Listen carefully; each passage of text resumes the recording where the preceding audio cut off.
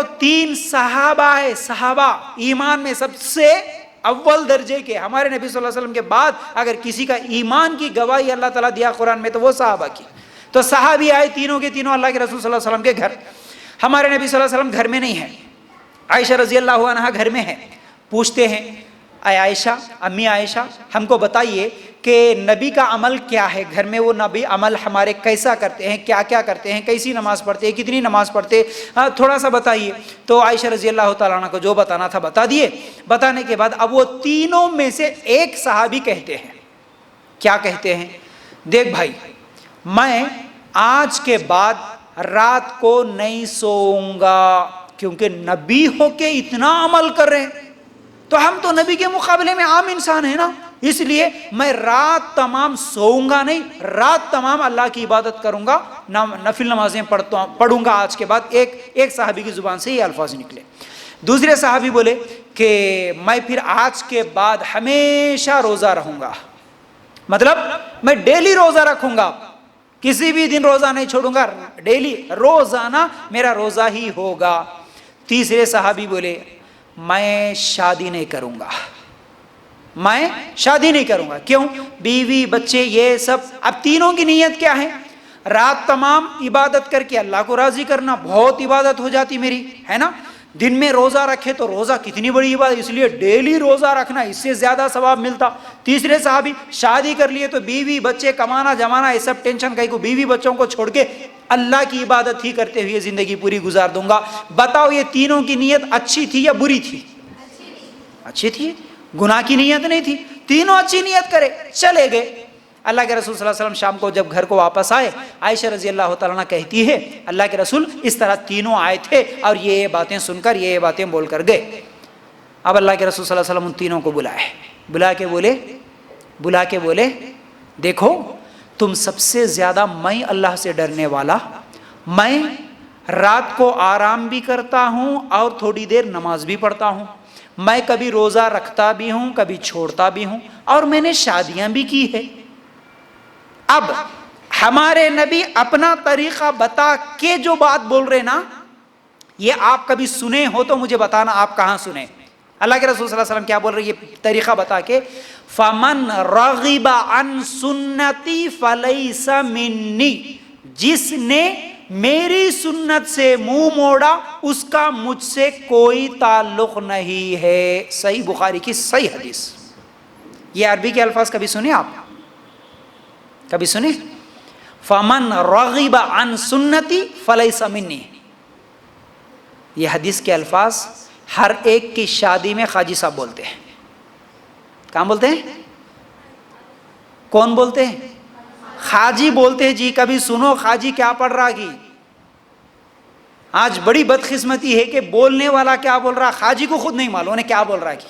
ایسے حالات ہے. کئی مرتبہ پوچھا میں، کچھ غلطیاں کرتے ہیں خاجیاں، ان سے پوچھا کہ بھائی آپ یہ جو بولے نا اس کی دلیل کہاں ہے، کیا ہے اس کا مطلب، ان کو خود نہیں معلوم. بس ایک طوطا مہینہ کی طرح وہ رٹ دیے گئے، وہ آ کے پڑھ دیتے ہیں، سائن کر لیتے ہیں، چلے جاتے ہیں. جو نکاح کے خطبے میں 3 آیتیں پڑھی جاتی اس کا مطلب کیا ہے؟ نکاح کے خطبے میں یہ جو حدیث پڑھی جاتی اس کا مطلب کیا ہے؟ حدیث کے الفاظ ہے ہمارے نبی صلی اللہ علیہ وسلم نے کہا کہ جو میری سنت سے، سنت بولے تو نبی کا طریقہ، جو میرے طریقے سے منہ موڑا اس کا مجھ سے کوئی تعلق نہیں. مطلب اب یہ صحابہ کو اللہ کے رسول صلی اللہ علیہ وسلم بول رہے رات تمام نماز پڑھنا میرا طریقہ، پورے روزے رکھنا میرا طریقہ، شادیاں نہیں کرنا میرا طریقہ نہیں ہوتا. تو جو میرا طریقہ چھوڑے گا اللہ اس کے عمل کو قبول نہیں کرے گا. اب بولو کرے تو کیا ہوتا جی؟ کیا ہوتا؟ قبول نہیں ہوتا. کیا ہوتا؟ قبول نہیں ہوتا. اس کا ایک اور نقصان بھی ہے، آخر میں بتاؤں گا میں. قبول نہیں ہوتا، محنت کر کر کے تھک گئے آپ، قبول نہیں ہوتا، اور الٹا بدعت ہے. ہر بدعت گمراہی ہے اور تمہارے کو یہ گمراہیاں جہنم میں لے جانے والی ہے. تو کیا حرج ہے؟ اچھا کام ہے نا، ثواب کا کام ہے نا، یہ بول کے ہم کوئی بدعت کا کام کر سکتے نہیں کر سکتے. اب ایک اور مثال دیے تو بات شاید اور واضح ہو جاتی. اچھا کام، ہر اچھا کام جو مجھے اچھا لگے وہ قبول نہیں ہوتا. رائٹ, کیونکہ صحابی بھی اچھا کام سمجھ کے کر رہے تو قبول ہوا نہیں ہوا. اب ایڈوانس جو ہے نا, ایڈوانس میں کوئی چیز مل جانا سب کو پسند ہے کہ نہیں پسند ہے؟ بولیے نا, سب کو پسند ہے. اگر کسی کو مالک بولے کہ 1 سال بھر کی تنخواہ تجھے پہلے ہی دے دوں گا, میں 1 سال کی ایڈوانس میں آپ کو تنخواہ دے دوں گا, خوشی ہوتی نہیں ہوتی؟ جتنے لوگوں کے مکان ہوتے وہ لوگ بھی کرایہ داروں سے پہلے ہی ایڈوانس لیتے نا. اگر انہیں ایڈوانس 50,000 پوچھا, اگر کرایہ دار بولا کہ میں 1 لاکھ روپے دے دیتا ہوں ایڈوانس, خوشی سے لیتے نہیں لیتے؟ ہر چیز میں ایڈوانس پسند ہے, ہر چیز میں. اب نماز ایک دن میں کتنی پڑھنا ہے؟ 5. اگر ایڈوانس میں کرنا تو اچھا کام ہے نا بھائی. یہ سوچ کے اگر میں صبح اٹھ کے ایک نماز, دوپہر میں ایک, عصر میں ایک, مغرب میں, رات کو سونے سے پہلے عشاء کی نماز ایک, یہ پورے پڑھنا میرے لیے بہتر نہیں لگ رہا. میں ایڈوانس میں صبح 7 بجے یا 8 بجے یا فجر میں اٹھ کے پوری نمازیں ایک ساتھ پڑھ لوں گا, کیا قبول ہوگی؟ ایڈوانس اچھی بات ہے نا. طریقہ نبی کا نہیں ہوتا. کیوں قبول نہیں ہوئی نماز؟ طریقہ نبی کا نہیں ہوتا. نبی جو وقت بتائے اسی وقت پہ میرے کو پڑھنا ہے. پڑھوں گا میں برابر, عشاء کی بھی پڑھوں گا, ظہر کی بھی پڑھوں گا, عصر کی پڑھوں گا, مغرب کی برابر پڑھوں گا, لیکن ایڈوانس میں پڑھوں گا, قبول نہیں ہوتی. ابھی ظہر کی نماز کتنی رکعت ہے جی فرض؟ 4 رکعت. ظہر کی 4 رکعت فرض. نہیں میرے پاس طاقت زیادہ ہے, میں 5 رکعت ظہر کی نماز پڑھوں گا, قبول ہوتی؟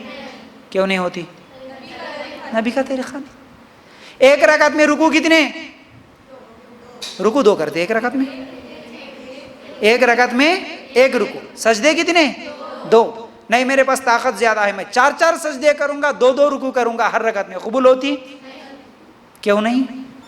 نبی کا طریقہ نہیں.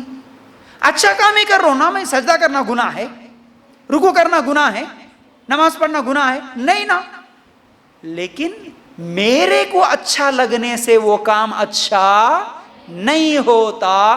اسی طرح فاتحہ, آیت کریمہ, خل, نظر, نیاز, یہ وہ جتنی بھی بدعتیں ہیں نا, میلاد, یہ سب چیزیں میرے کو اچھا لگنے سے اللہ کے نظر میں اچھے نہیں ہوتے. اس پر نبی کا طریقہ ہونا تو قبول, نہیں تو قبول نہیں. اور یہ چیزیں مجھے بدعت کہاں لے کے جانے والی ہے؟ جہنم میں لے جانے والی.